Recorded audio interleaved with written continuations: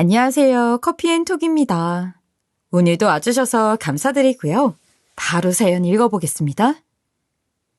인간만 사는 새옹지매라고 하더니 틀린 것 하나 없더이다. 갑자기 무슨 말인고 하시지요? 인생이라는 것이 한치 앞도 모르는 것이니 다 늙은 후에도 사는 것이 호락호락하지 않더라 이 말입니다. 사람이 살면서 매 순간이 경험이고 배움이라는 것을 다 저문 인생 끝에서 배우게 되었습니다. 제 나이쯤 되면 사는 것에 재미가 없어요. 그저 죽을 날을 기다리며 하루하루 사는 것이지. 하지만 그런 저에게도 바람이라는 것이 하나 생겼어요. 그날의 일과 같은 경험을 앞으로 다시는 겪을 일 없기를 바라는 마음으로 이렇게 한자 한자 적어봅니다. 남편이 사고로 급작스럽게 세상을 떠났어요. 평소 등산을 참 좋아하던 그이였는데 세상을 떠나게 된 그날도 남편은 등산을 하러 갔었어요. 타이밍이 안 좋았다는 말을 자식들이 씁디다. 처음에는 무슨 말인지 영 이해가 가지 않았는데 시기가 좋지 않아 사고가 생긴 것이라고 말해주더군요. 정말 새벽같이 등산을 다녀오는 양반인데 그날은 무슨 일인지 오후 4시쯤 갑자기 산을 타고 싶어졌다며 다녀오겠다고 하더라고요. 금방 해질 텐데 가까운 거리도 아니고 위험해서 안 된다고 말려도 어찌나 고집을 부리던지 남편이 타는 산은 차로 이동해야 갈 수 있는 곳이라 왕복으로 시간 계산을 하면 3시간은 좋게 걸릴 정도의 거리였어요. 그러니 제가 안 말릴 수 없었지요. 하지만 남편의 고집을 꺾지 못했고 남편은 올라가다 상황 봐서 안 되겠다 싶으면 정상까지 안 가더라도 내려오겠다고 했고 저와 그러기로 약속까지 한 뒤 집을 나섰어요. 그런데 그날따라 정말 말로 표현할 수 없을 만큼 불안하더라고요. 죽을 때가 다가와서 예민해졌나 싶었어요. 그런데 그 불안함이 남편을 먼저 떠나보내게 되려고 그랬다는 것을 남편의 소식을 듣고서야 알게 되었습니다. 나이로 치면 이미 저문 지 한참 된 나이니 괜찮지 싶으면서도 그 일을 떠올리면 함께한 세월이 너무도 생생해 늘 가슴이 아립니다. 세상을 떠나기 직전 남편 앞으로 금싸라기 땅이 있다는 것을 정말 우연히 알게 되었어요. 남편은 무남동녀의 집안에서 태어난 외동아들이었는데 종중 소유의 땅을 온전히 그이가 다 받게 되었던 것이었어요. 남편은 살아생전 그 종중 땅을 단 한 번도 가족에게 이야기하지 않았기에 그 누구도 알 길이 없었어요. 남편은 심지어 그 땅 명의를 제 명의로 하라는 생전의 유언까지 남겨놓았더라고요. 참으로 신기하죠. 남편이 남겨둔 유언장에 적힌 날짜는 사고를 당하기 며칠 전에 작성했던 것이더군요. 마치 자기가 살 날이 얼마 남지 않은 것을 알기라도 했는지 유언에 적은 유언장을 땅 문서와 함께 챙겨두었더라고요. 이 땅의 존재를 알게 된 자식놈들은 제 아빠가 운명을 달리한 것에 대한 슬픔도 잠시 자식은 겉났지 속은 못 낳는다는 말처럼 슬픔에 잠긴 저를 앞에 두고 속도 없는 환호성을 지르며 좋아했어요. 참 아무리 제 자식이라지만 나이만 먹었지 모자라도 한참 모자란 것들입니다. 어떻게 자신들의 아버지가 사고를 당해 세상을 떠났는데 땅 문서를 보고는 금세 슬픔이 가실 수 있는 건지 지금 생각해도 참으로 이해가 가지 않네요. 남편과 제가 오랫동안 자식들 곁에 머물고 있어서 슬픔이 덜한가 하는 생각이 들더라니까요. 아들과 딸은 제 이런 속도 모른 채 땅 문서에 뽀뽀까지 해대며 땅의 존재에 신이 나서는 그동안 왜 그렇게 아버지가 큰 소리를 치면서 살았는지 이제야 알았다며 믿는 구석이 있었으니 그렇게도 큰 소리 떵떵거리며 살다 가신 거라는 말을 하더라고요. 남편이 살아생전 자식들이나 제게도 자신의 생각을 꺾지 않은 그런 사람이었는데 아들놈이 금전적인 도움을 받고자 부탁한 적이 있는데 그때 남편이 남자는 돈이 없으면 안 된다며 턱하니 큰 돈을 내어주었는데 그때를 회상하며 말인 것 같았어요. 아들과 딸은 떵떵거리던 아빠가 새삼 대단하다고 그러면서 남겨주신 땅 정도면 정말 값어치가 어마어마할 텐데 그걸 어떻게 가지고만 있을 수 있냐며 고민할 것도 없다고 당장 팔자며 한참을 저를 설득하려 들었어요. 살기 퍽퍽한데 돈이라도 있어야 하지 않겠냐는 말까지 보태면서 말이에요. 제 앞으로 남겨준 것이지만 아들과 딸은 마치 자기들의 몫이 당연히 있는 것처럼 행동하는데 저는 완강하게 거절하며 그 땅은 제가 죽으면 유산으로 남겨주겠다고 선을 그었습니다. 제 이 말에 아들과 딸은 표정이 좋지 않았지만 저는 절대 굽히지 않았어요. 아무리 지금 당장 힘들다고 해도 아들이나 딸 둘 다 굶어 죽을 만큼 생활고를 겪고 있는 것도 아니고 땅을 팔고 돈이 생겨서 자식들에게 나눠주게 되면 갑자기 생긴 경제적 여유로 아끼며 미래를 위해 계획을 세우는 것이 아닌 눈 녹듯이 사라질 게 안 봐도 뻔했어요. 그런데 어떻게 자식들이 원한다는 이유로 그 뜻을 따를 수 있겠어요. 부모라면 응당 자식들을 위해 악역도 자처해야 하는 것이 옳다고 생각하며 살아왔기에 그 상황에서도 저는 제 생각을 강하게 피력할 수밖에 없었어요. 그리고 아들은 사업을 2번이나 말아먹었고 사위도 사업을 한다 어쩐다 말이 많았기에 이런 애들에게 돈을 덜컥 쥐어준다면 안 주는 이만 못한다는 판단을 했기 때문에 저는 더욱 아들과 딸의 의견을 따라줄 수 없었지요. 참 다행인 것은 걱정했던 것과는 달리 아들과 딸은 생각보다 빨리 제 의견에 수긍을 해주었어요. 자신들도 지금 당장 많은 돈이 생긴다면 시도해보고 싶은 것이 참 많지만 그로 인해 의미 있는 금전이 너무도 가볍게 사라진다면 지금보다 더 힘들다고 느껴질 것 같다고 제 말대로 하겠다고 말해줬어요. 하지만 부 앞에서 한낱 사람은 어쩔 수 없이 티가 나더군요. 자식들이 하는 행동 중 속보이는 짓을 하는 것이 눈에 훤히 보였어요. 저한테 엄청 잘하기 시작했거든요. 그전에도 못하지는 않았지만 그때와 비교했을 때 정말 차원이 다르다고 할까요? 한두 달에 한 번 안부 연락을 할까 말까 하던 자식들이 정말 매일같이 제 안부를 묻더라고요. 그뿐이겠습니까? 생전 사오지도 않은 과일이며 옷이며 명절 때도 몸만 달랑 오면서 갑자기 그런 것을 사왔어요. 누가 저한테 더 잘 보일 건지 남매끼리 기싸움이라도 하는 것만 같았다니까요. 한 놈이 안에 받쳐 입는 옷을 사면 다른 놈은 겉옷을 사오고 이런 식으로 말이에요. 그리고 평소 밥 한 끼 같이 먹기도 힘든 것들이 함께 식사하자며 들들 볶을 정도였죠. 그래도 안 그러던 자식들이 그렇게 챙겨주니 좁습디다. 자기들 살기 바쁜 자식놈들은 둘러보러 잘 오지도 않는데 거기다 남편까지 여의고 앞으로 외로워서 어떻게 버티며 살아야 하나 적적한 마음에 힘들었는데 이렇게라도 자식들이 서로 저를 챙기겠다고 하는 것이 어떤 의도인 줄 다 알면서도 무례하다고 받아들여지지 않았어요. 자식은 부모에게 그런 존재인가 봅니다. 요즘 세상은 옛날 같지 않아서 아무리 부모래도 자식이 자신이 원하는 것이 있다면 부모를 겁박해서라도 얻는 시대인데 제 자식들이 아무리 속보이는 짓을 한다고 하더라도 어쨌든 제 뜻을 따라주겠다고 하고 세월이라는 것이 또 흘러가기를 기다리며 저를 챙겨주는 것이라는 생각에 처음에는 조금 얄미웠지만 조금 지나고부터는 그래도 남은 부모라고 저를 챙기겠다는 자식들 덕에 외로움을 느낄 새가 없었어요. 그러니 미워할 수 있나요? 자식 중에 유독 마음이 가는 아이는 바로 하나뿐인 며느리입니다. 금싸라기 땅이 생겼다는 것을 알기 훨씬 전부터 늘 한결같이 저에게 잘해준 고마운 아이죠. 땅에 대한 소식을 듣고 나서는 더욱 잘하는 듯 느끼기는 했지만 그것이 혼자 남은 나를 걱정하는 며느리의 마음씨 덕인지 남편이 남겨준 땅 덕인지는 알 길이 없었어요.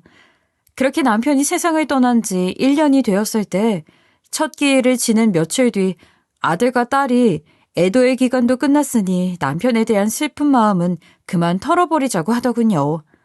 남편이 늘 자신을 그리워하고 안타까워하며 가족들이 지낸다면 하늘에서 우리를 지켜보고 있을 남편이 얼마나 괴롭겠냐면서 말이에요.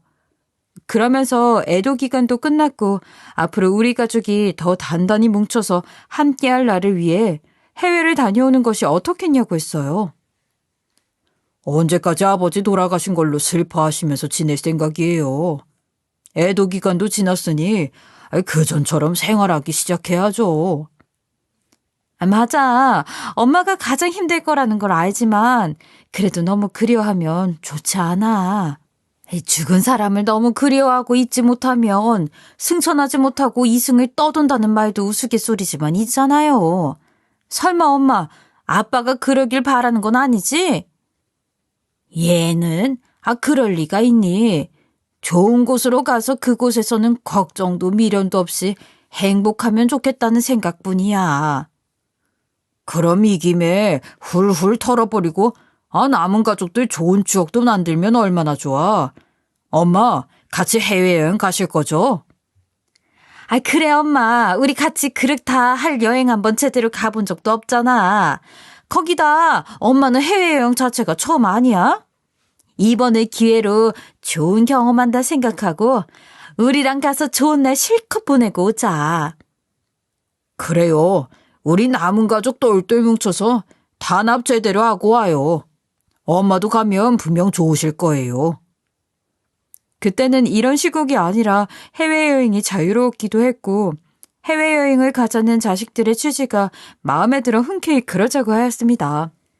사위의 친누나가 필리핀으로 이민 가서 살고 있는데 필리핀으로 초대를 하였다면서 그곳으로 가면 딱 좋겠다고 하더라고요.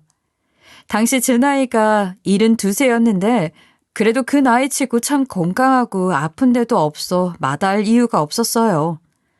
아이들도 제가 건강할 때 많은 추억을 쌓아야지 나중에 후회해도 소용없더라며 저와 정말 좋은 추억을 만들고 오고 싶다고 해서 기쁜 마음으로 해외여행을 함께 가게 되었어요.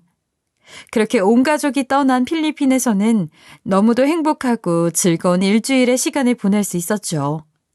일주일 뒤 한국으로 돌아가기로 한 날이 되었어요. 딸과 사위는 그곳에서 좀 더 놀다가 돌아가겠다고 했고 아들도 이틀 뒤에나 들어가게 될 것 같다고 하더군요. 그래서 어쩔 수 없이 저 혼자 돌아가야 했어요. 늙은 애미를 챙기느라 효도 관광 위주로 다녔으니 너희끼리도 오붓한 시간을 보내고 오라는 의미로 저 역시 억지를 부리지 않았어요. 한국으로 돌아가기 위해 공항을 향하는 길이라고 생각했는데 이상하게 공항으로 가야 하는 차가 어느 낡은 건물로 들어섰습니다. 저는 아들에게 어떻게 된 것이냐고 물었는데 함께 오지 못한 며느리에게 줄 선물을 사러 왔다고 하더군요. 함께 다녀오고 싶었지만 제 걸음으로는 공항까지 제 시간에 맞춰 도착하기에는 무리가 있다고 생각되어 아들을 차에서 기다리기로 했어요. 아들도 금방 올 테니 잠시만 기다려달라고 하기에 알겠다고 했죠. 그리고 아무 의심 없이 아들을 기다리고 있었는데 갑자기 차에서 누군가 제 뒷덜미를 잡았고 저는 제대로 된 반항조차 하지 못한 채 끌려갔어요. 저는 뒷덜미를 잡힌 채 끌려가는 와중에 어딘가에서 익숙한 사람의 목소리가 아주 작지만 선명하게 들렸습니다. 그러게 진작 줬으면 이런 꼴 안 당하잖아. 미련한 놓친네. 그렇게 저는 그 누구의 도움도 받지 못한 채 한 정신병원에 수감되어 버리고 말았어요. 병원에 있던 사람들은 필리핀 언어로 대화를 나누었는데 한글도 노인 학교 다니며 간신히 배운 제가 알 턱이 없었어요. 아무리 그 사람들에게 아들과 딸 그리고 사위를 불러달라고 몇 번이나 부탁했지만 그 사람들 역시 저의 말을 이해 못하겠다는 표정을 할 뿐 대답을 해주지 않았어요. 그렇게 세 사람을 불러주는 이 하나 없이 저는 그곳에서 지내게 되었습니다. 아니, 냉정하게 사실을 말한다면 자식놈들이 저를 낯선 타국에 버린 것이지요. 저는 그 누구의 도움도 받아보지 못한 채 억울하게 수감 생활을 하기 시작했어요. 자식들에게 버림받은 것도 억울한데 이 나이에 낯선 타국에 수감된 상황이 저를 미치게 만들었어요. 그러다 보니 정말 실제로 정신병까지 앓게 되었어요. 제가 행복했던 날, 그리고 그리운 사람, 또 혹은 자식들의 모습까지도 환각이 보이고 환청까지 들려서 잠을 이룰 수 없었고 심지어는 그 증상이 점점 악화되어 간다는 것을 제 스스로가 느끼기까지 했어요.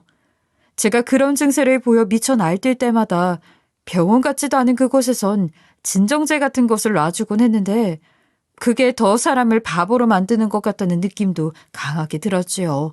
남편을 떠나보내고서도 하루라는 시간이 이렇게 길지 않았습니다.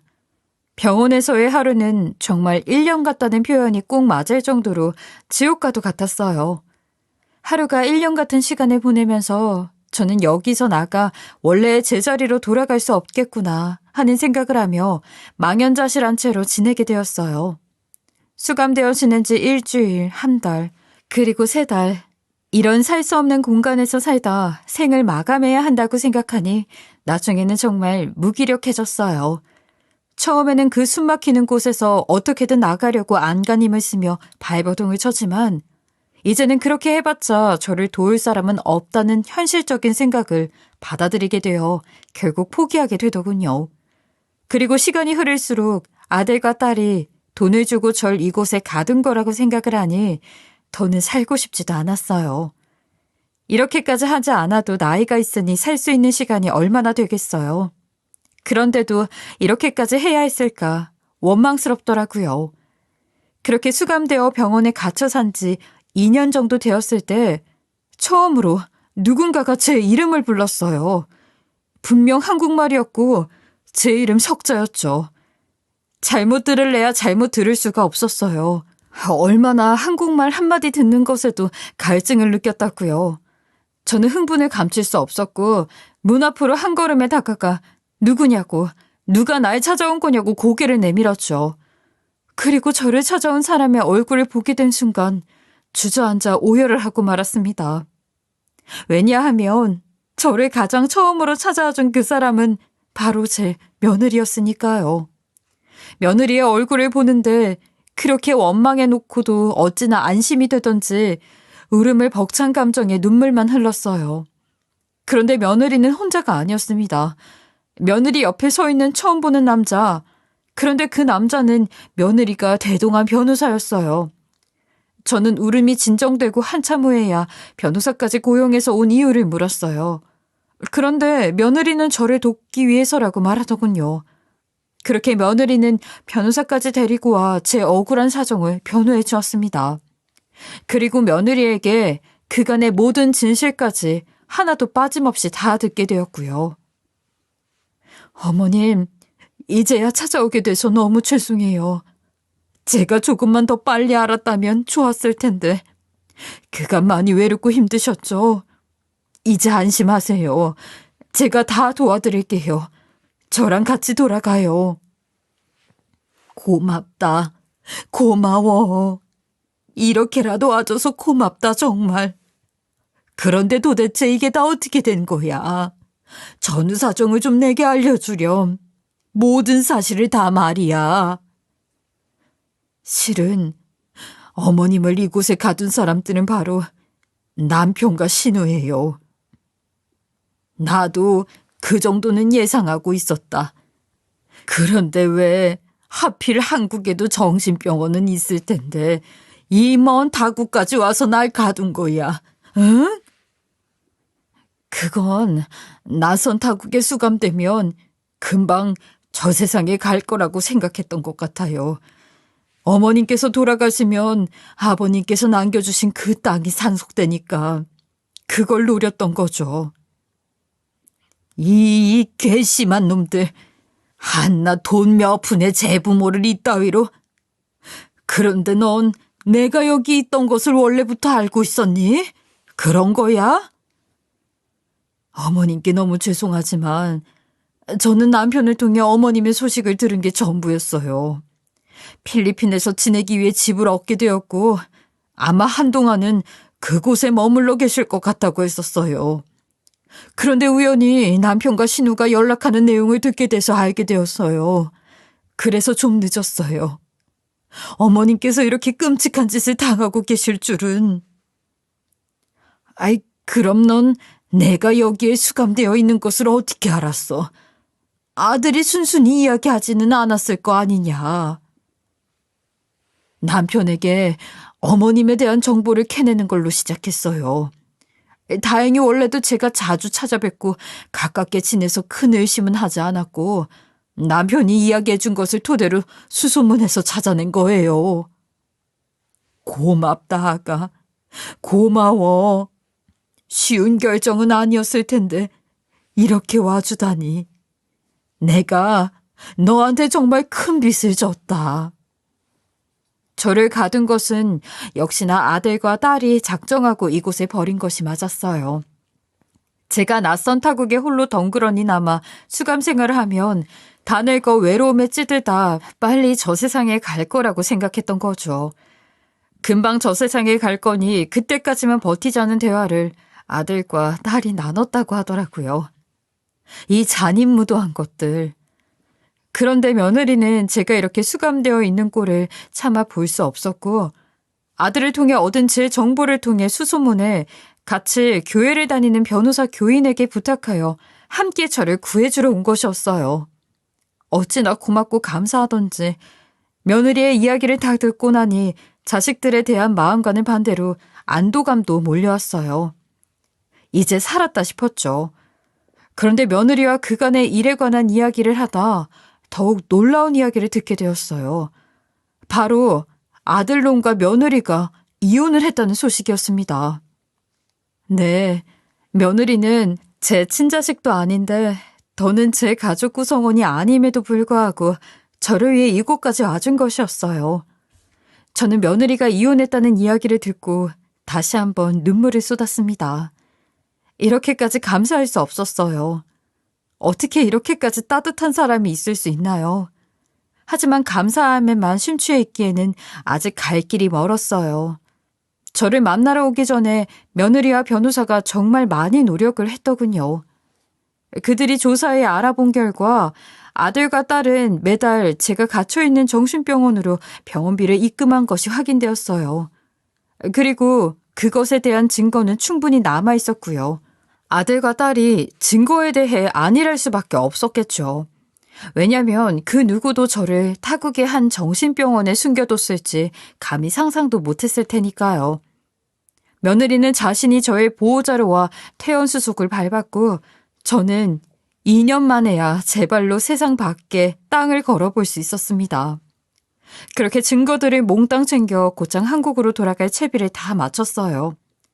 자식 중 그 누구에게도 알리지 않았고 저는 한국에 돌아가자마자 상속인 자격 박탈과 상속 결격 사유로 아들과 딸에게 소상을 걸기로 했지요. 무사히 며느리와 변호사의 도움으로 한국까지 오게 되었어요. 퇴원 후 한국까지 오는 데만도 일주일이라는 시간이 걸렸어요. 며느리랑 변호사와 앞으로에 대한 이야기를 나누느라 말이에요. 혹여라도 제가 준비 없이 귀국하게 된 것을 아들과 딸이 알게 되면 계획이 틀어지니까요. 거기다 며느리가 그간 힘들었을 저를 위해 폭풍과 몰아치기 전 푹 쉬었다 돌아가자고 하여 그녀의 말을 따랐죠. 저는 그렇게 아들과 딸 몰래 한국에 와 집안을 뒤집어 놓았어요. 시기가 딱 좋게 아들과 딸이 제가 살던 집을 내놓기라도 할 생각이었는지 집에 자주 들락거렸을 때라 제가 제 집으로 돌아갔을 때 아들과 딸과 마주하게 되었고 자식놈들은 저를 보고는 놀라 뒷걸음질을 치며 몸을 사시나물 떨듯 떨어대며 저에게 무작정 용서를 구하기 시작했어요. 엄마, 엄마가 어떻게, 이게 다 어떻게 된 거야? 엄마가 한국에 어떻게 왔어? 오빠가 엄마를 데리고 온 거야? 무슨 소리야? 엄마, 그러니까 실은 우리가 왜 그렇게까지 했냐면요. 내가 왜 너희 엄마야? 어떻게 내 배 아파 낳은 내 자식이 나를 그렇게 철저하게 버릴 수 있어? 너희는 내 자식 아니야. 나가 주거 침입으로 신고하기 전에. 아유, 엄마, 그게 무슨 소리야. 버리다니. 아니야, 그런 거 아니에요. 그래, 엄마. 우리가 어떻게 엄마를 버려. 우리한테도 다 사정이라는 게 있어서. 사정이 있어. 아이고, 그래. 나도 이제 사정이라는 것이 생겨서 너희를 자식으로 거둘 수 없으니 내 집에서 당장 나가. 그리고 다시는 발들일 생각도 하지 마라. 엄마, 잘못했어요. 진짜 진심이야. 우리가 돈에 미쳐서 어떻게 됐었나 봐. 잘못했어요.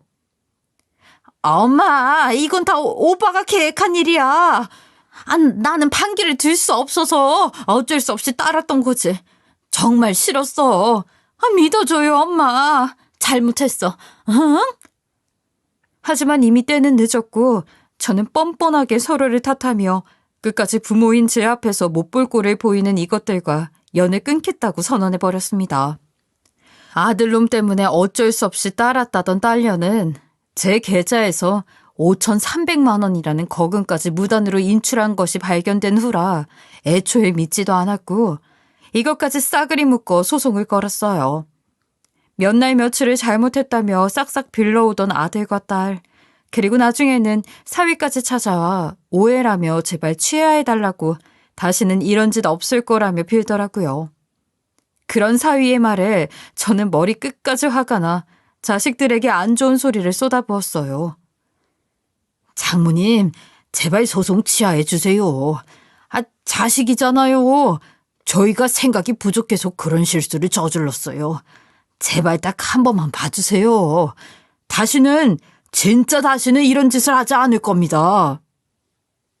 자네, 사람을 해한 사람이 미안하다고 사과하면 용서해 줄 건가? 내가 다행히 목숨 붙이고 다시 한국으로 돌아왔지만 너희가 한 짓이 나를 없애기 위한 짓이라는 걸 내가 다 아는데 뭐? 한 번만 봐줘? 다시는 이런 짓을 안 해. 이미 저질러 거 다 저질러 놓고 지금 그게 할 소린가? 장모님, 아무리 그래도 자식을 소송 거는 법이 어디 있습니까?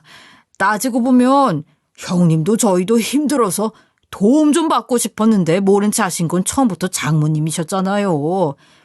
자식이 도움을 청하는데 거들떠보지도 않으신 분께서 이렇게 끝까지 매몰차게 구셔야 속이 편하시겠어요?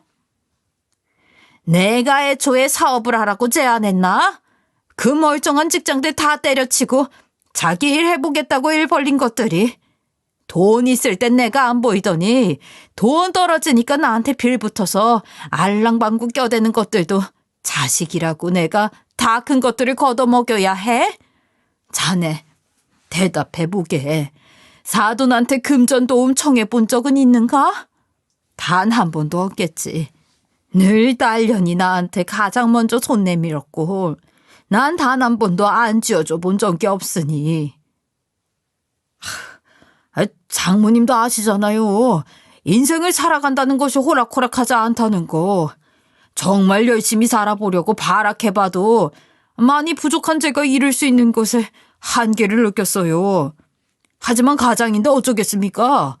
어떻게든 이 약 물고 버텨야지. 그러다 저도 소식을 들었어요. 그리고 한 자락 희망이 생겼다고 믿었는데 그러지니 말로 표현 못할 만큼 속이 뒤집혀졌고요. 그러게 왜 희망이 생겼다고 믿었어. 애초에 그 땅은 내 남편이 나에게 남긴 것일세. 그런데 왜 자식들이 탐을 내냐고. 마치 자기들의 것인 양. 난 내가 죽기 전에 주겠다고 이야기하며 기대를 심어준 적이 단 한 번도 없어. 그런데 욕심에 눈이 뒤집힌 너희가 날 없애고 싶어서 안달이 났던 거지. 진짜 내가 그곳에서 운명을 했으면 좋았을 것을 안타깝게 되었네. 속물인 자식들을 둔 내 업보라 여기며 살 테니 다시는 날 찾아오지 말게나. 결국 본전도 못 찾고 돌아가게 된 사위. 부모라는 이유로 원망스럽고 미운 자식들이 축 처진 어깨를 한 채 제 집을 나서는데 그게 마음을 이상하게 했답니다. 그래도 더는 자식이라는 이유로 감싸줄 생각은 없었어요. 왜냐하면 이번만큼은 그런 알량한 안타까운 마음 때문에 모든 것을 어그러뜨릴 생각은 없었거든요. 저는 끝까지 소송을 강행했죠. 비록 친족 상도례로 아들과 딸은 적은 형량을 받았지만 벌을 받았다는 것 자체가 저에겐 희소식이었어요. 마흔이 다 되는 나이가 될 동안 부모의 그늘에서 벗어나지 못한 미련한 자식놈들이 이제는 반대로 저를 미워하고 원망한다 해도 저는 상관없었어요. 제발 이 김에 세상살이를 혹독하게 배웠길 바랄 뿐이었죠. 제가 70이 넘는 인생을 살아보니 나이가 많으나 적으나 부모가 필요한 것은 맞습니다. 하지만 물론 부모의 도움이 필요할 때도 참 많아요. 하지만 부모의 도움이 당연한 것은 아닙니다. 돈이 있는 부모는 사랑하고 그렇지 않은 부모는 사랑하지 않나요? 그것이 아니라 이 말입니다. 부모는 그저 부모이기에 사랑하는 것이니 돈 따위로 그렇게 대해서는 안 되는 것이지요. 제가 걸었던 소송에서 승소한 뒤에 아들과 딸이 진심으로 제게 사과를 하며 용서를 구하러 다시 찾아왔던 적이 있었어요. 다른 부모라면, 아니, 저보다 더 자식만을 위해 사는 부모였다면 다시 받아주었을지 모르지만 저는 이 미련한 자식놈들이 차마 용서가 되지 않았어요. 이미 내 자식이 아니라는 생각이 들기도 했습니다. 부모를 버린 자식이 어떻게 내 자식이구나 하고 다시 품을 수 있겠습니까? 부모도 크게 다르지 않은 인간일 뿐인데요. 저는 자식들에게 결국 매몰차게 대하고 말았어요. 네 부모는 죽었다고요. 너희가 죽인 그 부모는 이곳에는 없다고 돌아가라고 해버렸죠. 아들과 딸은 울음을 터뜨린 채 돌아가더군요. 자신들의 행실이 정말 잘못되었다는 것을 이제야 조금은 실감을 하는 듯 보였어요. 저는 원래 제가 죽어서 유산으로 물려주려고 했던 그 땅을 아이들이 돌아간 후 얼마 안 돼서 다 내놓았습니다. 생각했던 것보다 훨씬 빠른 기간인 8개월 만에 그 땅을 다 처분할 수 있었어요. 남편이 남겨준 보물 같았던 땅이 한순간에 지옥으로 끌어들였기에 더는 가지고 있고 싶지 않았어요. 남편이 남겨준 것이라 더더욱 말이에요. 제가 자신 없이도 행복하게 살다 하늘에서 만나길 바랬을 남편에게 이 안 좋은 결과를 보여주고도 그 땅을 가지고 있을 자신이 없었습니다. 그리고 더 나아가 자식들에게 유산으로 남기고 싶었던 그 마음이 사라졌거든요. 저는 그 개차반 같은 자식 같지 않은 아들과 딸이 아닌 남이라도 진짜 자식같이 느낀 사람에게 보답하는 것이 가장 중요했어요. 그 순간에는 말이에요. 말만 번지르르 하고 다 썼겠지 하고 생각하셨다면 큰 오산입니다. 저는 그 돈의 일부를 바로 양딸로 제 마음에 품은 딸인 며느리에게 증여했으니 말입니다. 저를 구해준 목숨값이기도 했지만 아들놈과 이혼한 뒤 혼자 손주들을 다 키우고 있다는 사실을 뒤늦게 알게 되었어요. 아들 둘을 키우면서 양육비가 많이 들어갈 것 같아 여러 가지의 의미로 일부를 증여하게 된 것입니다. 철없는 아들놈과 만나 한평생 살면서 행복했던 시간보다 마음고생을 했던 날들이 더 많았을 며느리.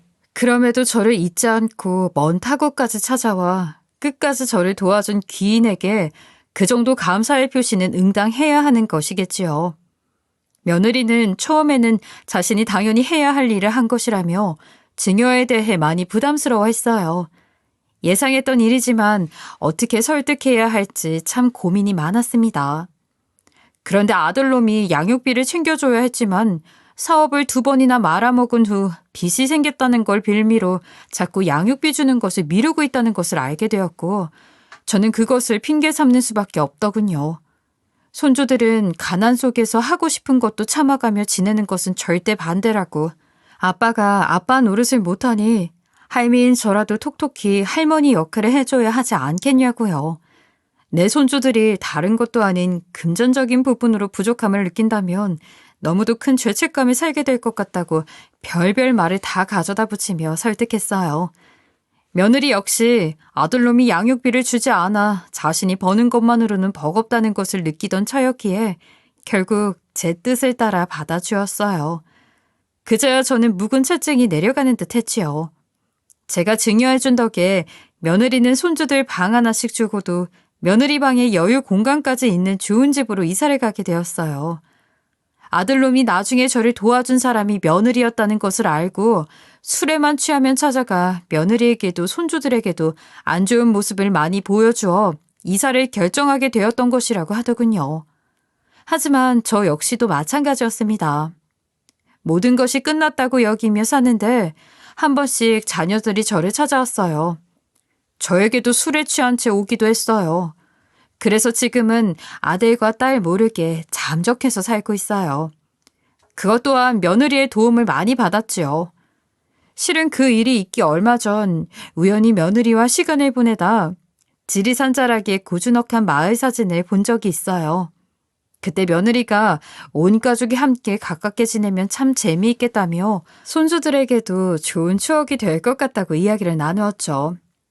그리고 지리산 주변의 마을은 아니지만 한 고즈넉한 마을에 며느리와 동네 이웃으로 이사를 왔어요. 며느리의 집만큼 좋은 곳은 아니지만 혼자 지내기에 참 안락한 그런 곳이에요. 그 전에 살던 곳에는 멀지 않았지만 모이는 것이 참 어려웠는데 되려 지금은 매 저녁마다 함께 식사를 하며 보낼 정도로 자주 시간을 보내게 되었어요. 그러다 보니 하루하루 나이를 먹는 것이 아니라 회춘을 하는 기분으로 지내게 되네요. 웃을 일이 끊이질 않아요. 손주들 재롱에 마음 잘 맞는 며느리에 아주 행복합니다. 자식놈들이 언제 어떻게 저를 찾아와 괴롭히고 허튼 짓을 할지 모르지만 2년 동안 해외 정신병원에 수감되어 지내며 산전수전 다 겪었으니 그날 죽지 않고 잘 버틴 정신으로 어떤 고난이 또 찾아온다고 하더라도 잘 이겨내며 씩씩하게 살 것입니다. 당시에는 제 편은 이제 아무도 없다는 생각에 큰 좌절을 맛보기도 했었지만 지금은 저를 따르는 제 곁에 서서 저의 생각을 믿어주는 며느리도 손주들도 있으니 더 큰 어려움이 생기더라도 잘 이겨낼 수 있을 것만 같습니다. 장마와도 같던 2년의 지옥의 시간을 보낸 뒤 무지개 뜬 하늘을 보며 웃으며 지내는 지금 어쩌면 다시는 죽을 때까지 겪지 않을 그 일이 아직은 가끔 악몽이 되어 어두운 밤 찾아오곤 합니다. 이런 걸 트라우마라고 하던데 꽤 오랫동안 잊혀지지 않고 떠오를 것 같아요. 며느리와 함께 왕래하며 지내기 전까지는 정말 그날의 꿈을 꾸면 숨이 멎을 것처럼 가쁜 호흡을 하며 식은땀을 흘렸지만 지금은 그저 꿈에 불과하다는 것을 받아들이게 되었어요. 그때도 지금도 앞으로도 저의 귀인인 며느리에게 이 기회를 통해 너무 고맙고 사랑한다는 말을 꼭 전하고 싶고 남은 생이 얼마나 될지 알 수 없지만 남편을 만나러 가게 되기 전까지 소소한 행복들이 가득한 나날들을 살았으면 좋겠습니다. 시청자분의 많은 응원 부탁드립니다. 겨울의 칼바람 속에서도 가정의 평화는 언제나 따뜻하길 소망하고요. 늙은이가 글솜씨가 좋지 않아도 너그러운 마음으로 들어주셨길 바라요. 지금까지 커피앤톡이었습니다. 오늘도 끝까지 함께 해주셔서 감사하고요. 다음 영상으로 또 찾아뵙겠습니다.